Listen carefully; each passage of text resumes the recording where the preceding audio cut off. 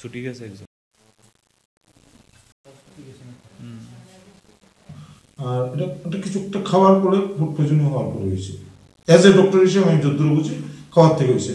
এবং তারা হিস্ট্রি নিলাম যে তারা মাছ ভাত খাইছিল এবং পরের দিন সকালবেলা আমাদের শনিবারের সকালবেলা ঘুগনি আর রুটি এমন একটা কিছু একটা পুরি খেয়েছে, ঠিক আছে।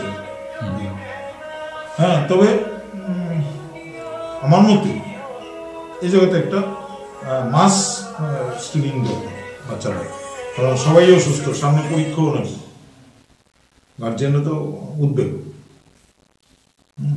আর আইদার যদি আমি বললাম হ্যাঁ খাওয়ার থেকে হয়েছে, যদি বলি জলের থেকে হয়েছে, এটাও হইতে পারে, কারণ এখানে জল কেমন কি আশেপাশে আমরা কিচ্ছু জানি না।